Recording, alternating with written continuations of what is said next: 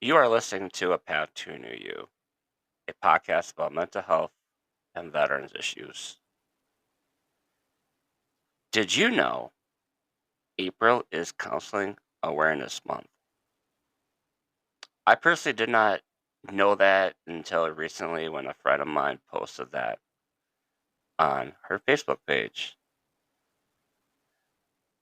So, in today's episode, I want to talk about how to find a therapist, and what it takes, and also what to expect in your first couple sessions. Now, let me remind everybody therapy is an investment. It takes time, it takes more than a couple sessions. You're looking at least 6 sessions. That's what, that's 6 sessions about the average, especially when I was doing it. Um, it could take longer. It could, it just depends on the person. So, in today's episode, I want to talk about how to find a therapist, what to do, in therapy, what to expect in your first couple sessions.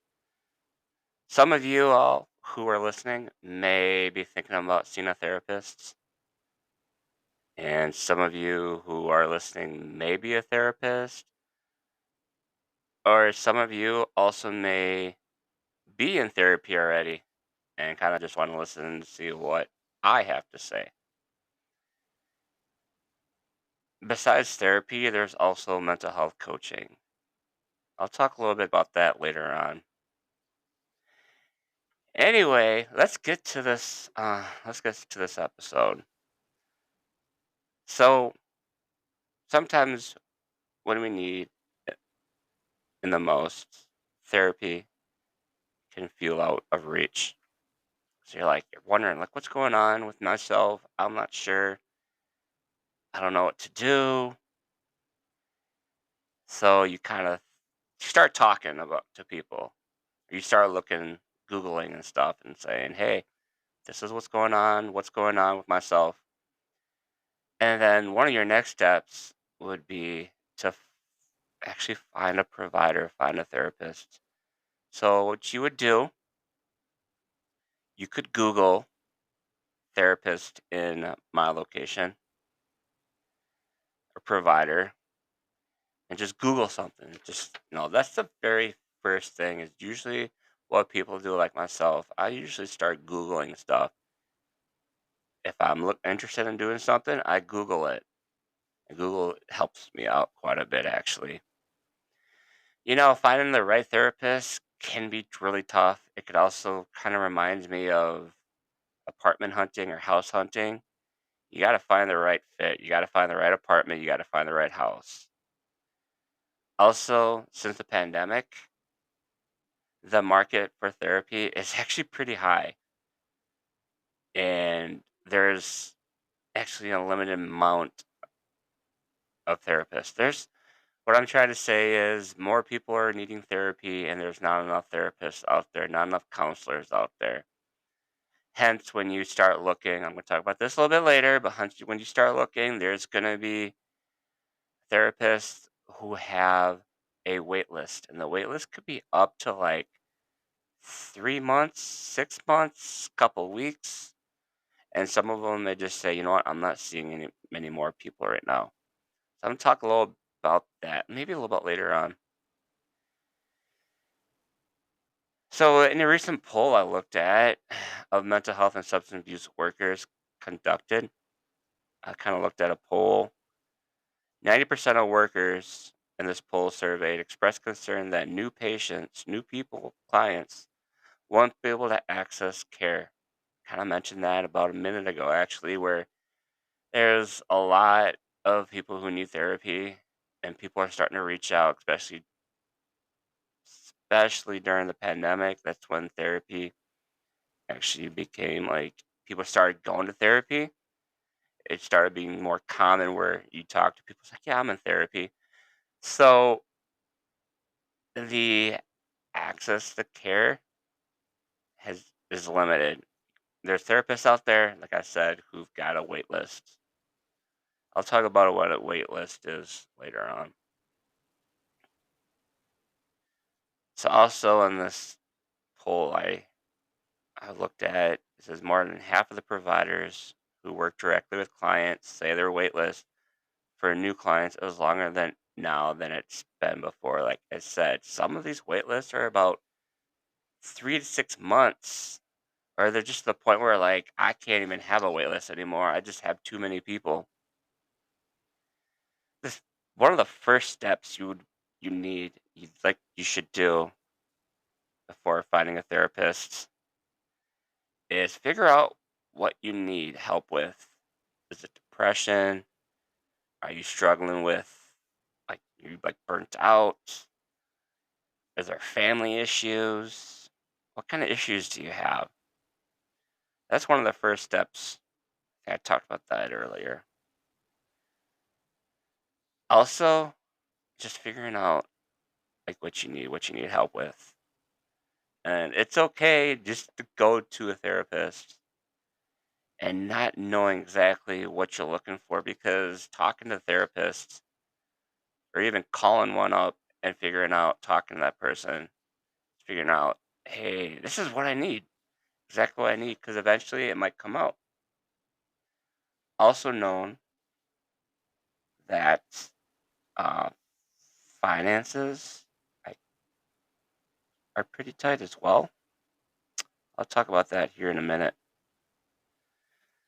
So, like I mentioned earlier, therapy is expensive, but knowing what you want to go to therapy before you go to therapy, that definitely helps. Like I mentioned, Google is a friend of mine. So there are times where I'll like Google depression and stuff will come up. So yeah, Google is try using Google, but there's other sites I'm going to talk about here in a minute too. That'll definitely help you out. Like I said, your finance could be tight. Therapy can be expensive, especially if not using your insurance. Working with insurance, your insurance companies usually have a directory of covered therapists on their website. Like you can go into your insurance website and look up therapists or mental health providers, and a list will come up saying these are the providers that we have, and you just click on them, and then, like I mentioned, also some of those or most of those may have a wait list too. But yeah, working with insurance, that won't be that might be a little bit cheaper for those who do have insurance. Just use your insurance. So, like I said, insurance coverage is typically limited to therapists in your state. Many providers now offer teletherapy, like virtual therapy, which is also covered and can give access to therapists outside of your immediate area. So there's a bunch of states out there. There's like 36 of the 50 states have this compact therapy. Forgot the name of it, but it's 36 out of the 50 states now have access to therapists where you can actually, if there isn't a therapist in your area or in your state who's got a wait list or something, you can actually do telehealth with another therapist in a different state. It's complicated. I might talk about that in a different episode, but that's actually complicated. And it just started, that just started about a year or two ago, maybe right before the pandemic when everything was going telehealth. I'll talk about it in a different episode. There's also self pay, which means you pay out of pocket. What does that mean? That means paying like with a debit, credit card, cash. If you're doing telehealth, it's paying through like Venmo, Cash App, PayPal, Apple Pay, stuff like that. So that's out of pocket. So you're not using your insurance. You're using the funds you have in your bank account. That could be expensive.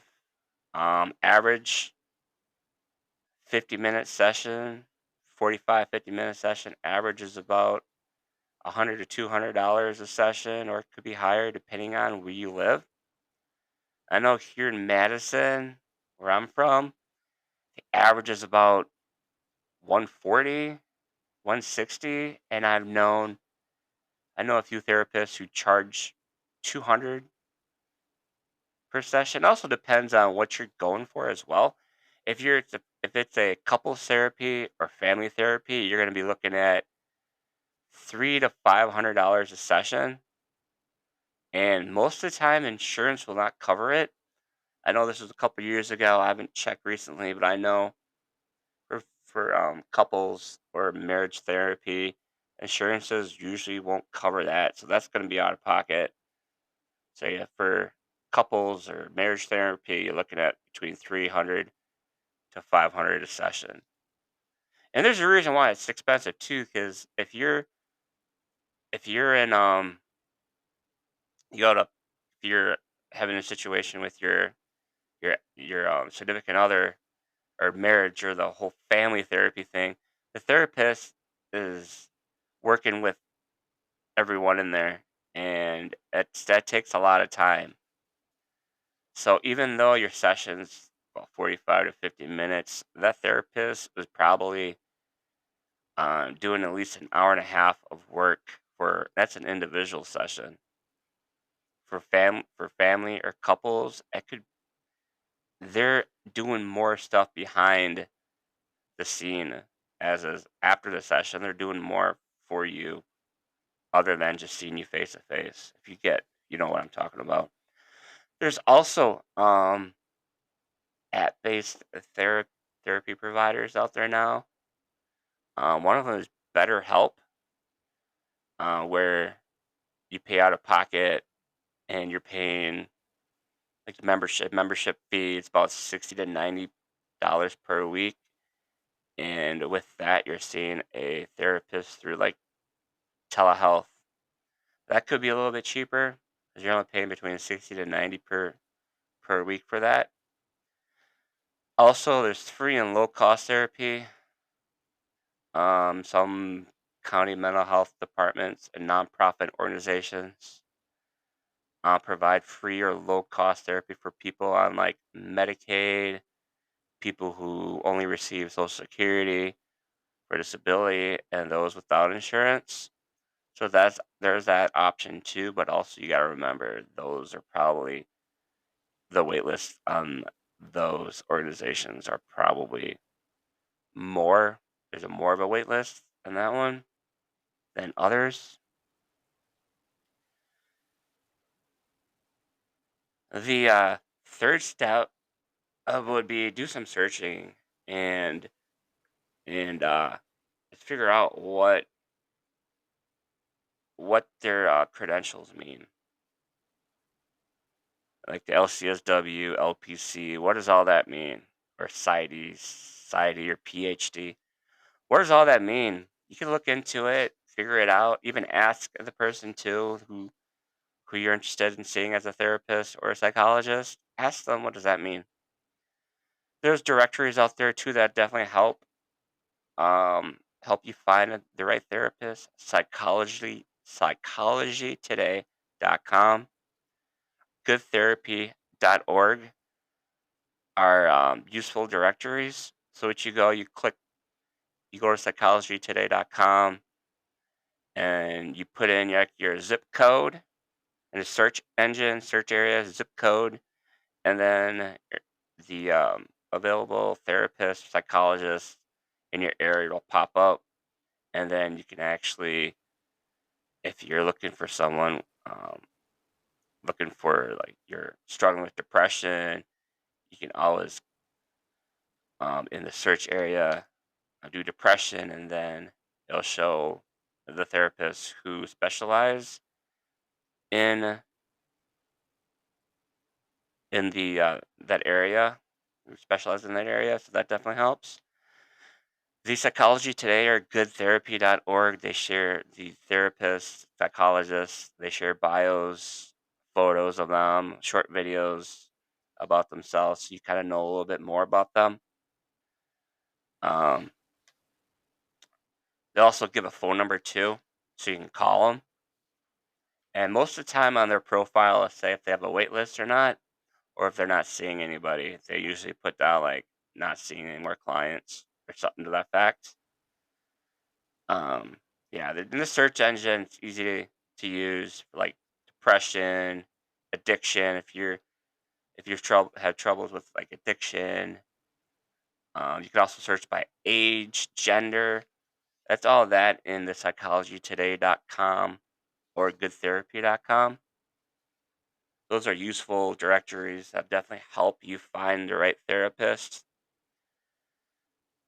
Step four would be to assess if they're a good fit for you. Most therapists um, will have like a free 10 to 15-minute consultation over the phone where you talk to them about what's going on. You kind of ask them questions about certain things like how long, one of the questions I would ask is, how long have you been in the field?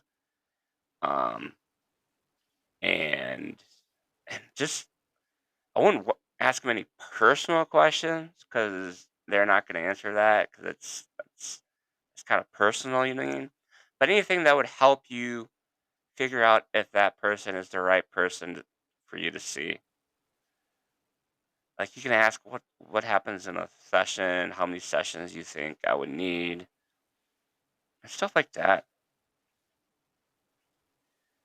Um, yeah, so that's basically the steps to find one.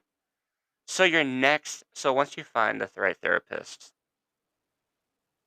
you call them and you set up an appointment, a session. They call it a session. So you set one up, you figure out when the best time is, you find out the time, and then you either go to them or if they're virtual, they send you a link to their um, like Zoom or whatever they use.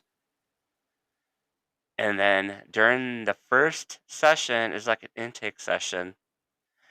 The intake sessions last between an hour and hour and a half. The rest of them after the intake last about 45 to 50 minutes.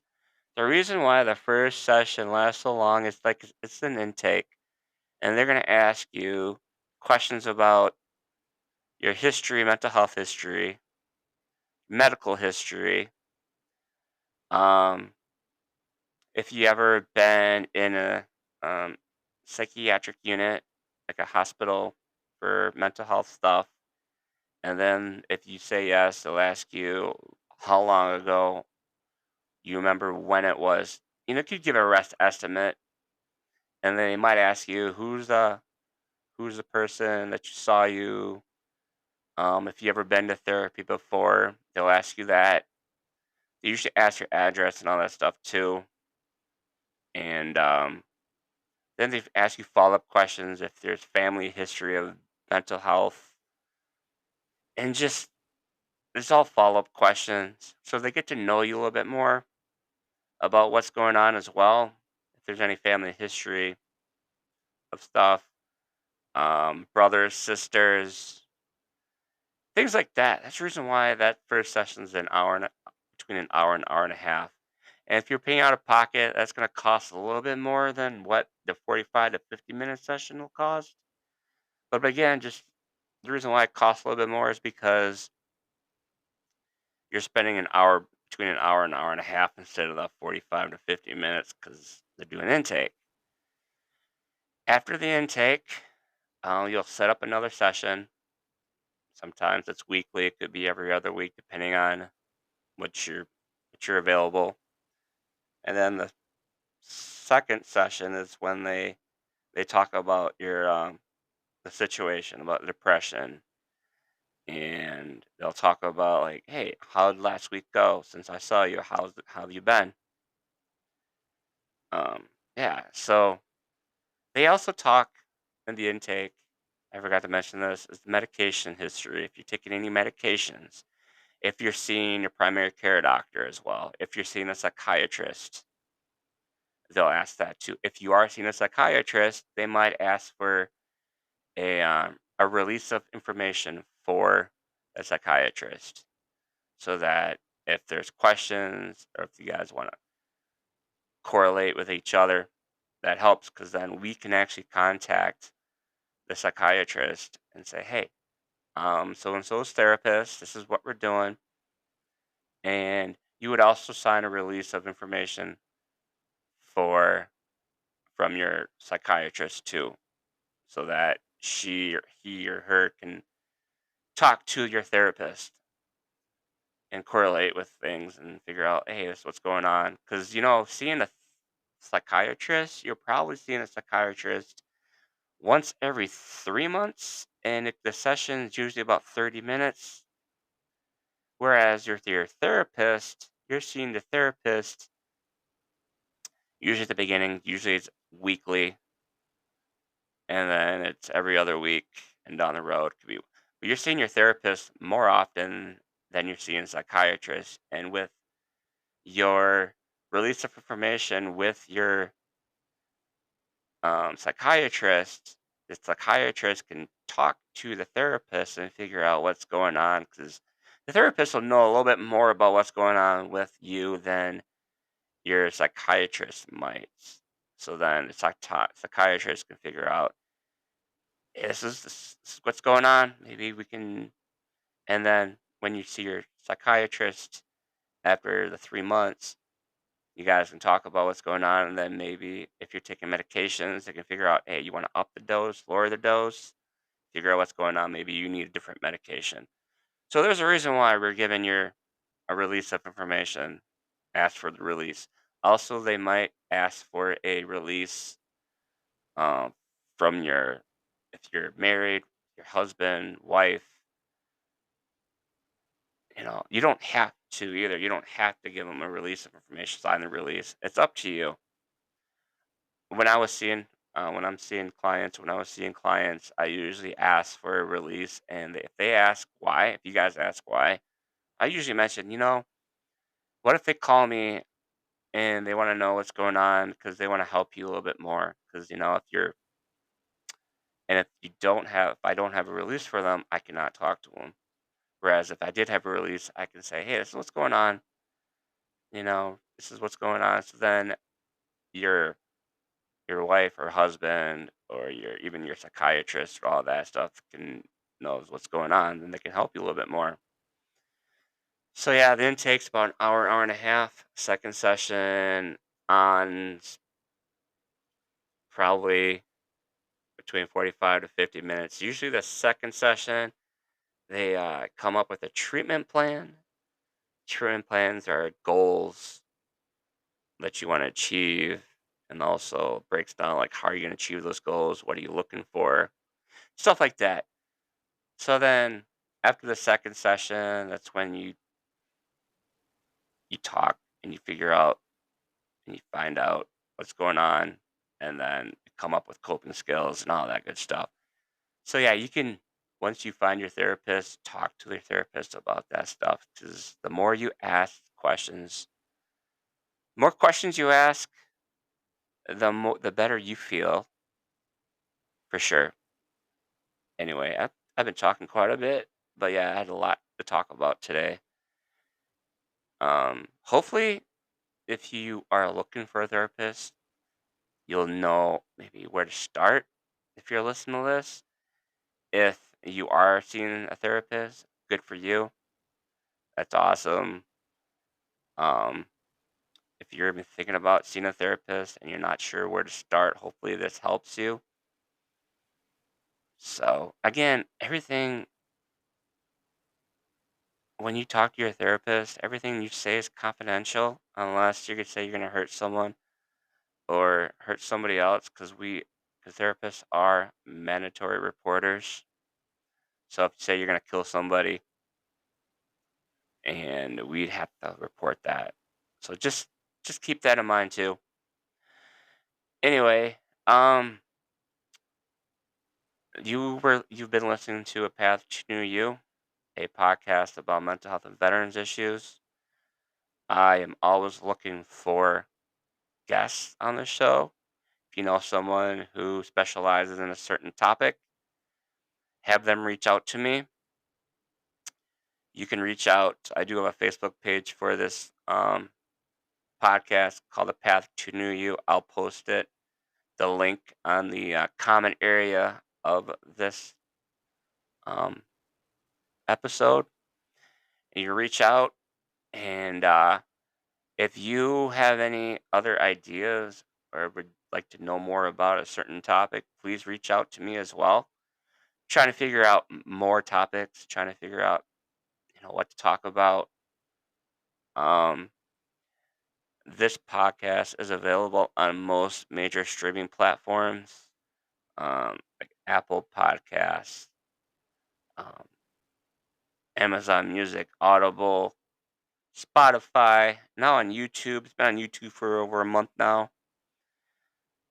Yeah, so most major platforms. I hope you learned something today. And if you are looking for a therapist, I hope I kind of point you in the right direction. Anyway, like I said, you were listening to A Path to New You, a podcast about mental health and veterans issues. And until next time, be well. Take care of yourself.